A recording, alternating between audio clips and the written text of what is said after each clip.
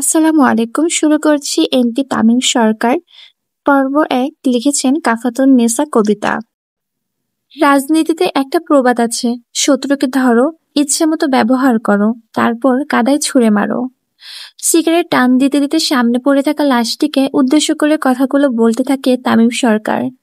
ওর জীবনের সব থেকে বড় ভুল ছিল আমাকে বিশ্বাস করা। খুব অট্টহাসিতে ফেটে পড়ে গোডাউনের চারপাশটা। ওর লাশ কুতা দিয়ে খাওয়া, আর হাড়গুলো বুড়িগঙ্গা নদীতে ফেলে দেয়। তামিমের নির্দেশ মতো গার্ডরা 2 টুকরো করা লাশটাকে নিয়ে যায় মাটির ভেতরের রঙ্গমঞ্চ খানায়, যেখানে হিসেবের বাইরে লাশকে গুম করা হয়েছে। আজ অব্দি কোনো হদিশ পাওয়া যায়নি লাশগুলোর। অবশ্য যেখানে সরকার নিজেই খুনি, সেখানে লাশের হদিশ পাওয়া দুষ্প্রাপ্য। তামিম সরকার তানভীর সরকারের বড় ছেলে। আরুষি নগরের বুকে রাজপুত্র বলা হয় যাকে। তামিম সরকার আর 5টা সাধারণ কোনো ব্যক্তির নামের মতো নয়, এই নামের ওজন অধিক, যাকে 8 থেকে 80 সকলেই ভয় পায়। ত্রাসের রাজত্বে বেতাল বাদশাহ বলা চলে তামিম সরকারকে, যার শিরায় শিরায় রয়েছে দাম্ভিক্য। তার সামনে চোখে চোখ দিয়ে কথা বলা আর মৃত্যুকে স্বেচ্ছায় আমন্ত্রণ জানানো দুটোই সমান। উজ্জ্বল শ্যামলা বর্ণের তামিম সরকারের পোশাক পরিধান বরাবরই একই রকমের থাকে। কালো পাঞ্জাবি, মুখে হালকা চাপদাড়ি, চোখে কালো চশমা, হাতে মোটা গোল্ডেন ব্রেসলেট। তার ডান কানে সবসময় একটা ছোট্ট সোনালী ইয়ারপিস থাকে, আর বাম কানে হেডফোন। অবশ্য এই ইয়ারপিসটা এমনি এমনি লাগানো হয়নি, কানে গুলির চিহ্ন ঢাকতে লাগানো হয়েছে। শান্ত কিন্তু খুব ধারালো সুরে কথা বলে তামিম, কিন্তু ওর নীরবতাও গুলি চালানোর মতোই তীক্ষ্ণ। 28 বছর বয়সে এমপি হওয়ার চারটেখানি কথা নয়, কিন্তু তার জন্য খুব কঠিন কাজও নয়। যেখানে রাজ্যের সরকার তার জন্মদাতা পিতা, সেখানে এমপি কেন? তামিম চাইলেই যে কোনো পরিষদের যোগ দিতে পারত, তবে শুধু পলিটিক্স না, অন্ধকার চোরাগলি থেকে শুরু করে সব অপরাধ, এমনকি মানুষের ভয়, সবই তার নিয়ন্ত্রণে। যখন সে রাস্তায় হাঁটে তখন সড়ক আপনাতেই ফাঁকা হয়ে যায়। শুধু ফাঁকা নয়, রীতিমতো খালি হয়ে যায়। ভুলবশত কেউ তামিমের সামনে পড়লেও নিজেকে আড়াল করার যথাসম্ভব চেষ্টা চালিয়ে যায়। তামিমের বেপরোয়া জীবনী, মদের নেশা, খুন খারাপি সবে যেন নিত্যদিনের জীবনযাপনের মতো হয়ে গেছে। তানভীর সরকারের পাওয়ারের জন্য তামিমকে কিছু বলার মতো সাহস কারো নেই। যেখানে বাবার থেকে সন্তানের রাজত্ব বেশি, সেখানে বাবার আর কি বলার থাকে। দিনের বেলা যুব সাধারণ আইডল হয়ে ঘুরে বেড়ানো তামিম সরকার, আর রাতের বেলা রক্তের নেশায় মেতে থাকা তামিম সরকার ভিন্ন দুইজন মানুষ। আরুষি নগরে নির্বাচনের হাওয়া বইছে। শহরের অলিগলি পোস্টারে ভরে গেছে। গত 10 বছরের মতো এবারও তানভীর সরকারের দল ক্ষমতায় থাকতেও মরিয়া হয়ে গেছে। তাই এবারও তামিমের এমপি হওয়াটা জরুরি। কারণ এমপি নির্বাচনে যদি তামিম জিতে যায়, তাহলে সংসদে 350টি আসন থেকে বেশি সংখ্যক আসনের জয়ী হওয়ার মাধ্যমে এবারও প্রধানমন্ত্রী তানভীর সরকারই নির্বাচিত হবে। তাই নির্বাচন নিয়ে খুবই আলোড়ন সৃষ্টি করে আছে তানভীর সরকারের দল। আর ঠিক এই সময় বিরোধী প্রার্থী সালমান হককে গুলিবিদ্ধ অবস্থায় পাওয়া যায় নিজ অফিসে। শুধু যে গুলিবিদ্ধ তা নয়, রীতিমতো 2 টুকরো করা। কিন্তু চারপাশে ছড়িয়ে পড়ে তার আত্মহত্যা কথা। 2 টুকরো লাশও কি আত্মহত্যা কাতারে পড়ে? ঘটনাস্থলে প্রথম উপস্থিত হন পুলিশ অফিসার রিয়াজ রেজা। তিনি বুঝে যান এটা নেহাত দুর্ঘটনা নয়, কিন্তু তদন্তে নামতে না নামতেই উপর থেকে চাপ আসে। এটা আত্মহত্যা বলে ডিক্লেয়ার করে দেওয়া হয়। সেখানেই ধামাচাপা পড়ে যায় কেসটি। এটা প্রথমবার নয় যখন এইভাবে কেস ধামাচাপা পড়ল। তামিমের সব থেকে তীক্ষ্ণ বুদ্ধির মধ্যে একটি কাজ হলো তার খুনের কোনো প্রমাণ থাকে না, যার জন্য চেয়েও কেউ তার বিরুদ্ধে দাঁড়াতে পারে না। ধীরে ধীরে তামিম এভাবেই আতঙ্কে পরিণত হয় সবার মাঝে। প্রতি রাতে তামিম সরকার ও তার দলবলের লোকেরা মদের নেশায় মেতে ওঠে ক্লাবে। আজও তার ব্যতিক্রম হয়নি। শত্রু আমাকে বিশ্বাস করেছিল, তাই ওকে মাটির নিচে পাঠানো আমার দায়িত্ব। খুব হই উল্লাসে মেতে ওঠে তামিম আর তার দলের ছেলেরা। ভোট মানে রক্ত, আর সেই রক্তে গন্ধে আমি মাতোয়ারা। পরের দিন সকালবেলা নির্বাচনের প্রচারণ করতে আরশীনগরের প্রতিটি স্কুল এবং কলেজে নিজে উপস্থিত হন তামিম সরকার। আজও তার ব্যতিক্রম নয়, বরাবরের মতোই সাথে তার পঞ্চপাণ্ডব মাহি, পেটমোটা রফিক, কালামানিক, টাকলা মফিজ আর বোমা সাকিব।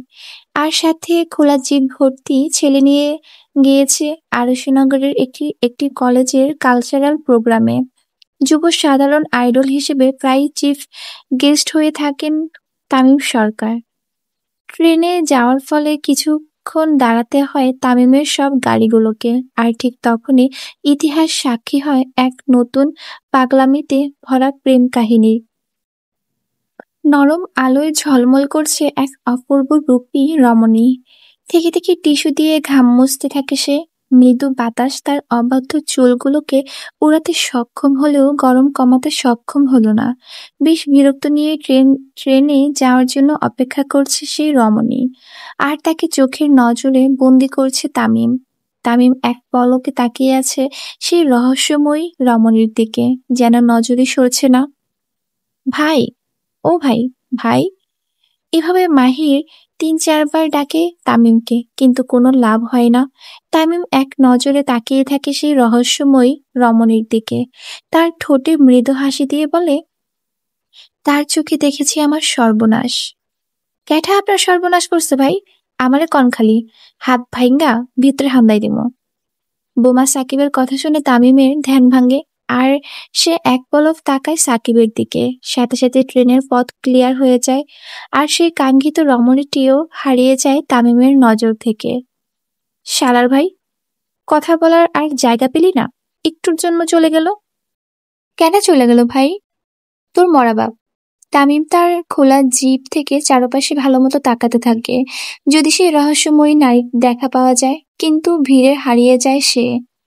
খুব বিরক্ত নিয়ে বিদ্যালয়ে পৌঁছায় তামিম। তামিম যাওয়া মাত্র তাকে ফুল দিয়ে বরণ করা হয়, তার প্রোগ্রামের দিকে নিয়ে যাওয়া হয়। প্রিন্সিপাল আর তামিম সবার সামনের আসনে বসে।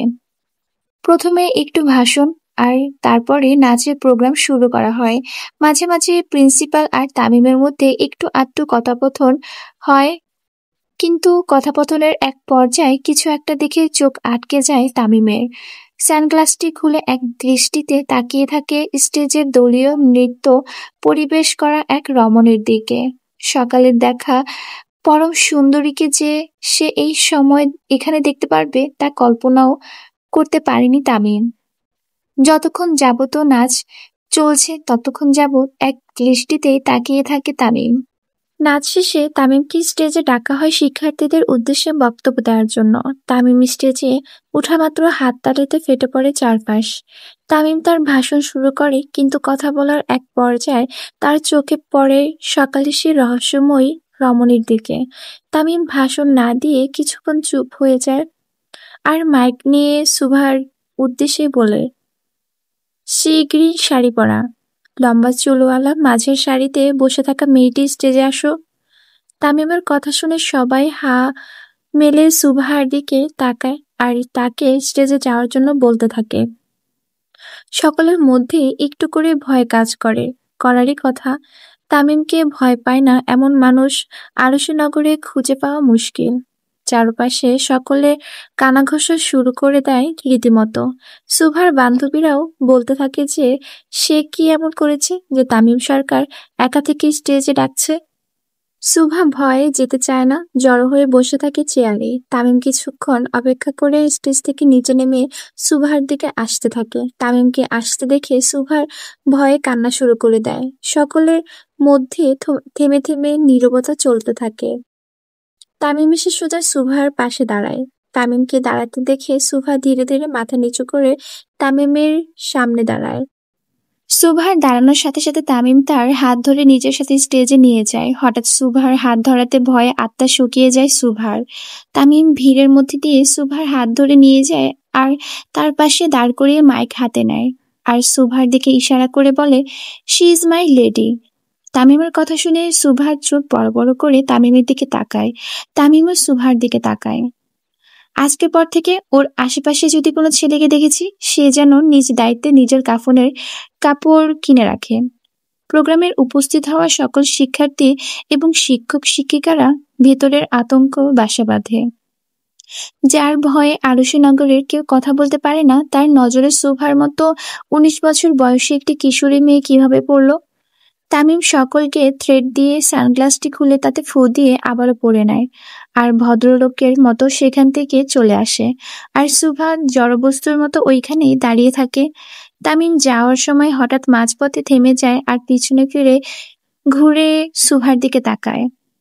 এই পড়ি, আই লাভ ইউ। তামিমের ছেলেরা সবাই যে যার মতন সিটি বাজাতে থাকে আর তামিমের সাথে উল্লাস করতে করতে যেতে থাকে, আর সুভা স্টেজেই দাঁড়িয়ে থাকে। তামিম নিজের খোলা জিপে বসে লুকিং গ্লাস দিয়ে দেখতে থাকে সুভাকে। যতক্ষণ না বিদ্যালয়ের প্রাঙ্গণ ত্যাগ করে তার জিপটি, ততক্ষণ সে এক দৃষ্টি দিয়ে তাকিয়ে থাকে সুভার দিকে। সুভা স্টেজে দাঁড়িয়ে আছে, পুরো শরীরটা থরথর করে কাঁপছে। চারপাশে হাজারো চাহনি তাকে কুড়ে কুড়ে খাচ্ছে। ভেতরে ভেতরে আতঙ্কের ঢেউ উঠছে। এমন কেউ যার নাম শুনেই পুরো শহর কাঁপে, যার আইন সে নিজে তৈরি করে, সে কিনা সরাসরি তাকে লেডি বলে ঘোষণা দিল। ভয় আর আতঙ্কে সুভা এক চুল পরিমাণও নড়ে না সেখান থেকে। কিছুক্ষণ পর প্রিন্সিপাল সাহেব একজন লেডি শিক্ষক দিয়ে তাড়াতাড়ি এসে তাকে নামিয়ে আনেন। সহপাঠী এবং শিক্ষকেরা কেউ কিছু বলতে সাহস করে না, শুধু চোখে চোখে সব প্রশ্ন করে। আলস্যনগরের তামিমের সবচেয়ে পছন্দের জায়গা হলো পোড়াবাড়ি। খানিকটা রাজা বাদশাদের আমলের মতো, স্যাঁতস্যাঁতে দেওয়াল, শ্যাওলা ধরা খোলা ছাদ আর গাছে ভরপুর। একদম মনোমুগ্ধকর একটি জায়গা। তামিম সুন্দর মতো নিজের ফোনে এক দৃষ্টিতে তাকিয়ে থাকে। সেখানে চলছে সেই দিনের প্রোগ্রামের ভিডিও রেকর্ডিং। তামিম একবার পিছন দিকে ফিরে তাকায় নিজের পঞ্চ পাণ্ডবের দিকে। তামিম তাকানোর সাথে সাথে তারা 5 জনই দূরে চলে আসে আর চারপাশে ভাগ হয়ে দাঁড়ায়। কালকে মেয়েটির সব ডিটেলস চাই, নাম, বয়স, পরিবার, কোথায় থাকে, কি করে, সব। পঞ্চপাণ্ডব ভয়ে ভয়ে মাথা নাড়ে, কারণ তারা জানে তামিম যখন কোনো কিছু চায় তখন সেটা আকাশের চাঁদ হলেও এনে দিতে হবে। তামিম হালকা হেসে আবারও স্ক্রিনের দিকে তাকায়, চোখে সে ভয়ঙ্কর রূপবতী নারীর ছায়া। এ কোন মরণ খেলায় ইঙ্গিত পাচ্ছি রে? খেলা? মাহি সতর্ক হয়ে প্রশ্ন করে। দিলের খেলা, মহব্বতের খেলা। তামিম তার কালো চশমা খুলে ফু দিয়ে আবারও পড়ে ফেলে। এই ফাঁদে পড়লে হয়ে যাবে আমার সর্বনাশ। কালামানিক একটু ভাব নিয়ে বলে, ভাই, আপনার জন্য তো কেউ ফাঁদ খুঁড়ে শান্তি পাবে না, দিন শেষে দেখবেন নিজেই সেই ফাঁদে পড়ে আছে। কালামানিকের কথা শুনে বোমা সাকিব ওর মাথায় একটি গাঁটটি মারে। তুইও কালা, তোর চিন্তাও কালা। ভাই প্রেমের কথা কইছে। সবাই খুব উচ্চ সুরে হেসে ওঠে আর তামিম আবার সেই স্ক্রিনের দিকেই নিক্ষেপ করে। ওয়েলকাম টু মাই লাইফ পড়ি। আজ বাসায় ফিরে মাকে কিছু বলতে পারেনি সুভা। অবশ্য অন্যান্য দিনও যে বলে এমনটা নয়। সুভা খুবই চাপা স্বভাবের একটি মেয়ে, শান্ত, বচনভঙ্গি সুন্দর, সবার কথা শুনে আর খুব মিষ্টি স্বভাবের। মইনুল হোসেন এবং ফাতেমা বেগমের বড় মেয়ে সুভা। সুভার বাবা একজন ব্যাংকার কর্মকর্তা হয়, তেমন বেশি বাবার সাথে ঘনিষ্ঠতা নেই সুভার। কিন্তু বাবা বলতে অন্তঃপ্রাণ মেয়েটি, তাই বাবার মতোই ব্যাংকার হতে চায় সে। কিন্তু তার এই পড়াশোনার লক্ষ্য ভেদে করে ঢুকে পড়েছে আরো অন্য চিন্তা। সুভা রাতভর বিছানায় ছটফট করে। বারবার তামিম সরকারের সেই মৃদু অথচ হুমকির শব্দগুলো মনে পড়ে। She is my lady. ওর আশেপাশে কোনো ছেলেকে দেখেছি, সে যেন নিজ দায়িত্বে নিজের কাফনের কাপড় কিনে রাখে। এই কথাগুলো সুভার মনকে তছনছ করে দেয়। সে সারা রাত খুব ভয়ে কাটায় আর অনেক উল্টোপাল্টা চিন্তা করতে থাকে। সে জানে এটা কোনো সাধারণ হুমকি নয়, এটা তার জীবনের শুরু হতে চলা এক অন্ধকার অধ্যায়ের ঘোষণা। পরদিন সকালে প্রতিদিনের মতো আজকেরও ঠিক সকাল 8:45 কলেজে যাওয়ার জন্য রেডি হয় সুভা। আর তাকে নিতে এসেছে তার 3 বান্ধবী, কলি, কাকলি আর মান্তাসা। কলি আর কাকলি যমজ হওয়ার পর তাদের মুখমণ্ডলে বেশ ভিন্নতা রয়েছে, যার ফলে তাদের মধ্যে প্রায় কে বেশি সুন্দর এটা নিয়ে স্নায়ু যুদ্ধ চলে। শোভা এবং তার বান্ধবীরা কলেজে যাবার জন্য বের হয় আর রিক্সা খুঁজতে থাকে, কিন্তু কোনো রিক্সাই পায় না তারা। এরই মধ্যে তাদের সবার সামনে একটি কালো রঙের বিএমডাব্লিউ উপস্থিত হয়। দুটো অপরিচিত লোক বেরিয়ে আসে। একজন এগিয়ে এসে বিনয়ের সাথে বলে, ভাবি, আপনার জন্য গাড়ি পাঠিয়েছেন তামিম ভাই। সুভার মুখ শুকিয়ে যায়, হাঁটু কাঁপতে থাকে, ভয়ে এদিক ওদিক তাকাতে থাকে, যদি কেউ দেখে ফেলে সে ভয়ে। ভাবি সাব, উঠেন না কেলা। হঠাৎ অপরিচিত দুজন লোক সুভাকে ভাবি আর আরেকজন ভাবি সাব ডাকায় বেশ বিব্রত হয়ে পড়ে সুভা, কিন্তু সুভার সঠিক বুঝে না দ্বিতীয় জন তাকে কি ডাকলো, ভাবি সাব না ভাবি সাব। সুভা খুবই বিনয়ের সাথে বলে, দেখুন আমি যেতে পারবো না, আপনারা প্লিজ চলে যান। কালামানিক আবার বলে ওঠে, ভাবি, আপনি যদি না আসেন ভাই কিন্তু কাম ফালাইয়া আইব আপনারে নিতে। চোখ দিয়ে অঝরে পানি গড়িয়ে পড়ে সুভার, কারণ যাকে গোটা শহর ভয় পায় সে কেন এত মেয়ে থাকতে তার পিছনেই লাগলো। সুভা কোনোদিন কল্পনা করতে পারেনি তার জীবনে এমন ঝড় আসবে তামিম সরকারের নামে। সুভা আর কোনো কিছু চিন্তা না করে তার 3 বান্ধবীকে নিয়ে সোজা জোরে জোরে রাস্তা দিয়ে হেঁটে যেতে থাকে। আলুশনগরের প্রাণকেন্দ্রে অবস্থিত বিশাল ডুপ্লেক্স বাড়িটি সরকার ভিলা, যাকে সবাই সরকার বাড়ি নামেই বেশি চেনে। সাদা মার্বেলের মতো চকচকে ফ্লোর, বিশাল লোন, কাচের জানালা দিয়ে দেখা যায় শহরের ব্যস্ততা। এই বাড়ির প্রতিটি ইটে, কাঠে, মার্বেলে মিশে আছে ক্ষমতার ঘ্রাণ। তানভীর সরকারের রাজনৈতিক প্রভাব এতটাই ব্যাপক যে এখানে দেশের হাই প্রোফাইল লোকেরাও ঢুকতে সাহস পায় না। সরকার ভিলার বৈঠকখানায় চলছিল তানভীর সরকার ও তামিম সরকারের মধ্যে গুরুত্বপূর্ণ আলোচনা। আমি চাই না আপনি এই রাজনীতির জন্য কোনো বিপদে পড়েন বাবাজান। বিভিন্ন নেতাদের চোখ আপনার উপরে। তামিম ঠোঁটে এক চিলতে হাসি টেনে বলে, আমার ফোন নাম্বারটা দেখলেই যেখানে তাদের প্যান্ট ভিজে যায় সেখানে নজর। আব্বাজান, আমি এমপি তামিম সরকার, পরে আগে আপনার ছেলে অর্থাৎ প্রধানমন্ত্রী তানভীর সরকারের ছেলে। আমার পিছনে লাগা সোজা না। তানভীর সরকার হালকা হেসে বললেন, আপনি শুধু আমার ছেলে না, আমার অমূল্য সম্পদ। তামিম আর তানভীর সরকারের কথার মাঝেই ছোট করে তামিমের ফোনে একটি টেক্সট আসে, যেটা দেখার পরপরই তামিমের মুখের নকশা বদলে যায় আর সে উঠে বেরিয়ে আসতে থাকে সরকার ভিলা থেকে।